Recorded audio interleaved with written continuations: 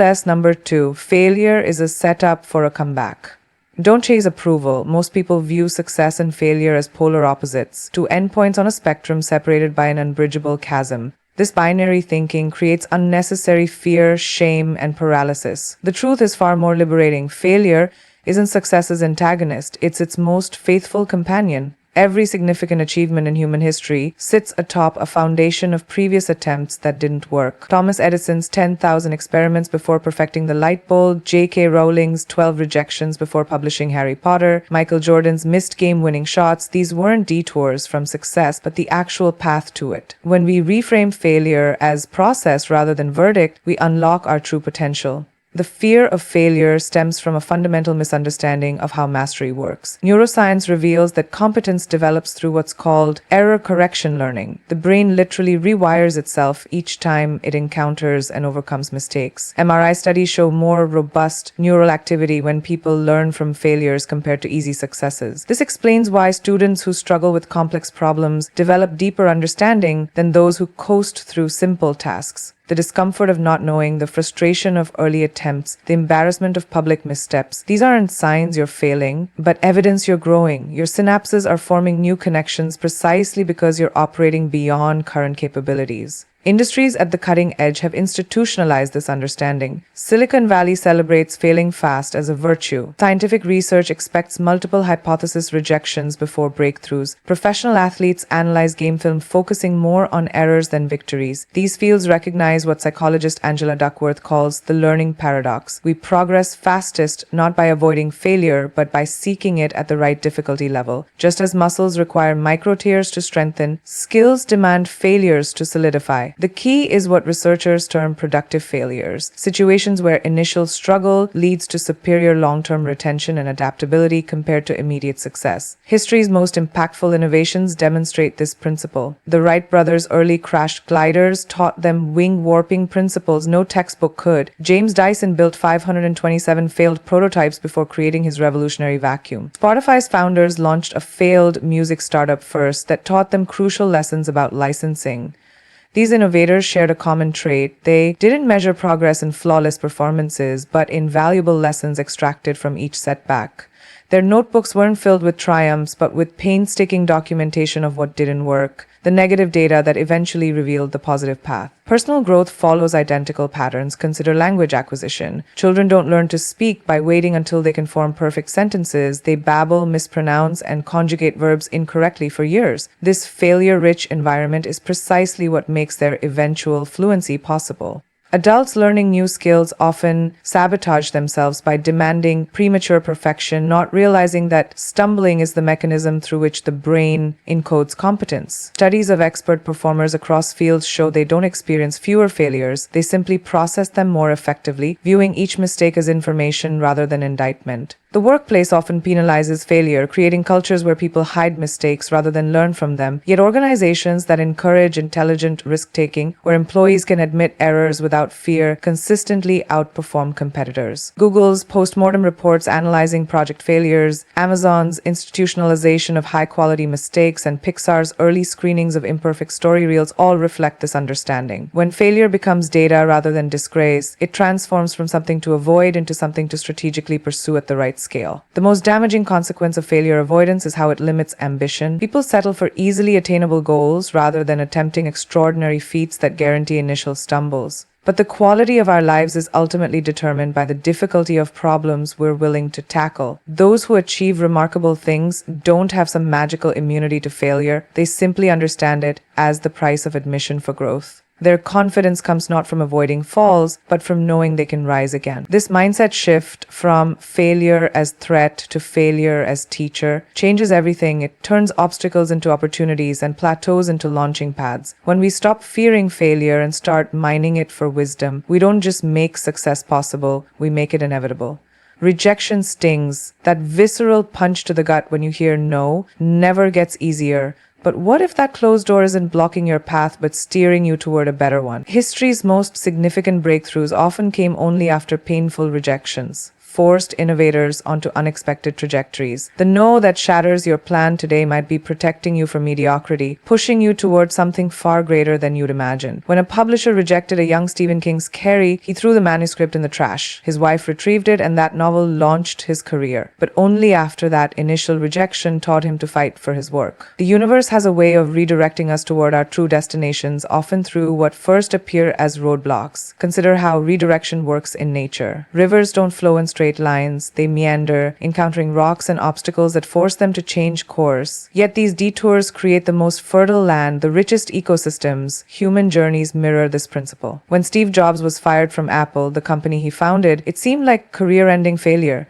Yet that forced exile led him to launch Pixar and Next, experiences that ultimately refined his leadership and prepared him to return and transform Apple into the most valuable company in the world. The no from Apple's board didn't destroy his future, it created space for a more visionary version of it to emerge. These aren't feel-good stories, they're evidence of a fundamental truth. Progress rarely follows a straight line. The psychology of redirection reveals why this principle works. When we face rejection, our brains initially interpret it as threat, triggering fight, flight, or freeze responses. But with reflection, we can shift to what researchers call cognitive reappraisal, recognizing that closed opportunities often create necessary space for better fits. Studies of successful entrepreneurs show they don't experience fewer rejections than others, they simply interpret them differently as information rather than identity. Each no helps them refine their pitch, adjust their strategy, or recognize mismatches early.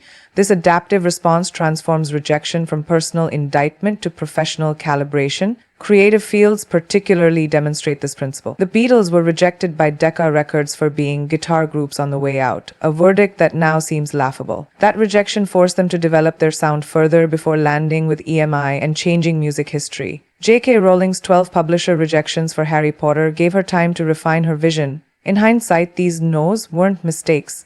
They were quality control, ensuring only the most resilient creators broke through. The entertainment industry's graveyard of one-hit wonders proves that early, easy success often derails careers more than rejection strengthens them. Modern business strategies now institutionalize this understanding. Tech companies build fail-fast cultures where projects get killed early if they're not working, freeing resources for better ideas. Venture capitalists expect multiple rejections before finding the right investor fit. Even in job searches, recruiters note that candidates who've faced thoughtful rejections often outperform those who've never been told no. They've developed thicker skin and sharper skills. The key is developing what psychologists call goal flexibility, the ability to pivot when blocked rather than obsess over unchangeable outcomes. Personal relationships follow the same redirection principle. The romantic rejection that devastates today often clears space for someone better aligned tomorrow. The friendship that fades makes room for more authentic connections. These painful no's serve as emotional course corrections, though we rarely recognize them as such in the moment. Research on resilience shows that people who recover strongest from personal setbacks are those who can eventually reframe losses as redirections rather than ending. The most profound growth often comes from plans that didn't work out. That college you didn't get into, it led you to a mentor who changed your life path. That job offer that fell through, it kept you available for a better opportunity about to emerge. The human tendency is to obsess over the closed door while ignoring the new corridors opening around us. Wisdom lies in developing what sailors call situational awareness, not fixating on the wave that hit you, but scanning the horizon for the current that will carry you forward. Every no carries this hidden gift, the chance to find your true yes. The key is staying alert enough to recognize it when it appears. The most valuable education you'll ever receive won't come from a classroom, a degree, or a mentor. It will come from your failures. While success teaches you what works, failure teaches you why things work, imprinting lessons no textbook can capture. This hard-won knowledge becomes your invisible advantage, separating you from competitors who've only known smooth sailing. Consider how two entrepreneurs might approach the same challenge. One who's never failed will rely on theory and optimism, while the one who's weathered bankruptcy knows exactly where the hidden traps lie. That practical wisdom written in the scars of experience creates an unshakable foundation for sustainable success. Failure's classroom operates differently than traditional learning environments. It doesn't just provide information, it forges instinct. When a surgeon makes their first independent mistake, and every good one does, they gain something no perfect training simulation can provide: the visceral memory of how quickly things can unravel and the precise moment when intervention becomes critical. This embodied knowledge changes their practice forever, making them paradoxically safer than colleagues who've never slipped. The same principle applies across professions. The chef who's burned a critical dish develops timing senses no culinary school can teach. The investor who's weathered a market crash gains risk assessment abilities no textbook formula provides. These aren't abstract concepts, but neural pathways carved through real consequences. Industries undergoing rapid transformation particularly reward those with failure experience. In technology sectors where change is constant, veterans who survived multiple platform shifts possess something more valuable than technical skills: pattern recognition. They've seen how disruptive technologies emerge, how consumer behaviors shift, how companies fail to adapt. This historical perspective allows them to anticipate trends that leave less seasoned colleagues scrambling. Former Yahoo employees who lived through its decline became some of Silicon Valley's most sought-after hires, not despite their failure experience, but because of it. Their knowledge of how great companies fall became invaluable to organizations determined not to repeat history. Psychological research reveals that failure also builds a unique form of resilience capital. People who've overcome significant setbacks develop what scientists call stress inoculation, a mental toughness that makes them less reactive to future challenges. In high-stakes environments like emergency rooms or trading floors, this translates to clearer thinking under pressure. Navy SEAL trainers intentionally push candidates to their breaking points, not to be cruel, but because they know only true failure can reveal who can maintain composure when everything goes wrong. This cultivated resilience becomes a professional superpower, allowing failure-tested individuals to perform when others freeze. The business world increasingly recognizes this value. Venture capitalists often prefer funding second-time founders whose first ventures failed responsibly over untested newcomers. Corporate boards seek CEOs who've navigated turnarounds. Even in creative fields, editors prize authors who've faced rejection, knowing they'll be more collaborative and persistent. These preferences aren't about schadenfreude, but rational calculation. Properly processed failure creates anti-fragility, making people and organizations stronger for having been broken. Perhaps most importantly, failure teaches the meta lessons that govern all success: how to learn rapidly, adapt constantly, and persist relentlessly. The entrepreneur who's pivoted 3 times knows how to spot when a strategy isn't working. The scientist whose hypothesis was disproven understands how to reformulate questions. These higher-order skills become increasingly valuable in our volatile world, where specific knowledge decays rapidly, but learning agility grows more precious. Your failures encode these lessons in your bones, giving you reflexes that can't be faked or rushed. This competitive edge manifests subtly but powerfully. It's in the calmness you maintain when others panic, the warning signs you spot that others miss, the persistence you summon when others quit. While competitors are paying tuition for their first failures, you're leveraging lessons already mastered. That's why wise organizations don't just tolerate failure, they systematically harvest its lessons through after-action reviews and failure postmortems. They understand that in the right hands, failure's curriculum becomes the playbook for eventual dominance. The person who's failed well doesn't just have skills, they have wisdom. And in an age of information overload, that's the ultimate competitive advantage. Resilience cannot be gifted, inherited, or faked. It is currency paid in the hard-earned coins of experience, with failure as the only accepted tender. This truth reveals itself in every arena of human achievement, from Olympic training centers to startup incubators. The unbreakable spirit we admire in others wasn't bestowed at birth. It was forged in the crucible of repeated setbacks, each one burning away fragility until only tempered strength remained. Consider how steel acquires its resilience through cycles of heating and hammering, stress and recovery. Human character develops through identical rhythms, with failure serving as both the furnace and the anvil. Those who appear unshakable in crisis aren't protected from adversity. They've simply faced enough of it to recognize its transformative potential. Neuroscience now confirms what ancient wisdom traditions long understood. True resilience grows through controlled adversity. Studies of stress inoculation show that moderate, manageable challenges, what researchers call e-stress, actually rewire the brain's response mechanisms. Like vaccines introducing weakened viruses to build immunity, properly processed failures create psychological antibodies against future setbacks. This explains why children raised in environments that balance challenge with support develop greater emotional regulation than those raised in either extreme deprivation or overprotected comfort. The key lies lies in what psychologists term the resilience zone, that sweet spot where difficulties stretch but don't shatter existing capacities. Each time we operate in this zone and recover, we expand our tolerance for future adversity. High-performance cultures intuitively understand this principle. Navy SEAL training intentionally pushes candidates beyond perceived limits, not to break them, but to reveal their capacity to rebuild stronger.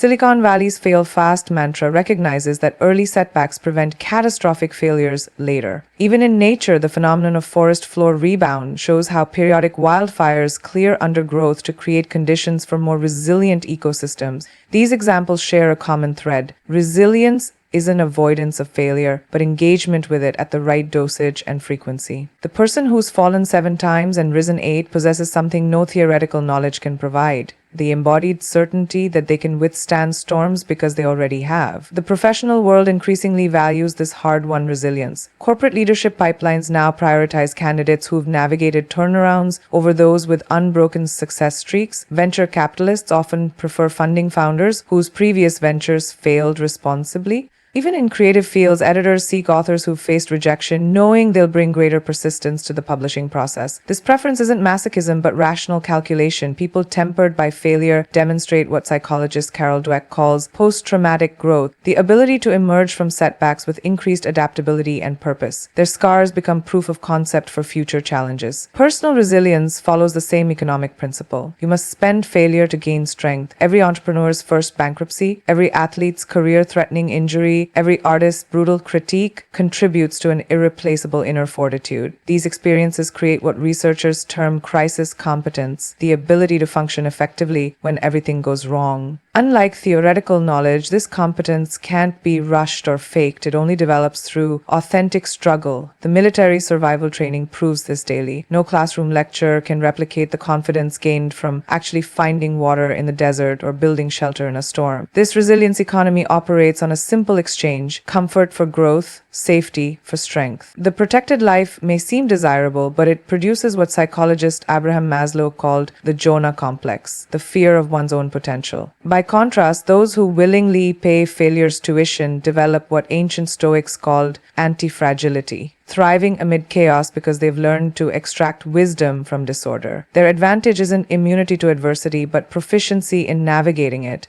When crisis comes, as it always does, they don't just survive, they advance. Because resilience earned through failure isn't just armor, it's propulsion. The weight of your ambition is measured by the depth of the valleys you'll cross to reach your summit. Grand visions demand grand sacrifices, not just in effort, but in emotional resilience when those efforts don't immediately bear fruit. History's most transformative ideas were initially met with skepticism, if not outright ridicule. The Wright brothers were newspaper cartoon fodder before becoming aviation legends. SpaceX's early rockets exploded spectacularly before landing reusable boosters. These weren't random setbacks, but inevitable milestones on the path to breakthroughs that would reshape human capability. When you choose to pursue something extraordinary, you're not opting out of failure. You're signing up for a specific class of challenges reserved for those daring enough to think differently. The size of your dream determines the intensity of the tests you'll face. Physics teaches us that potential energy increases with height. What goes up must withstand greater impact when it falls. The same principle applies to aspirations. A modest goal might involve stumbles, but a world-changing vision guarantees face plants that would crush ordinary resolve. Consider how many overnight successes actually endured decades of obscurity. Julia Child didn't publish her seminal cookbook until age 50. Ray Kroc was a milkshake machine salesman before revolutionizing fast food at 52. Their prolonged failures weren't signs of inadequacy, but evidence of their commitment to something monumental. The higher you aim, the longer your runway needs to be, and the more turbulence you'll encounter on takeoff.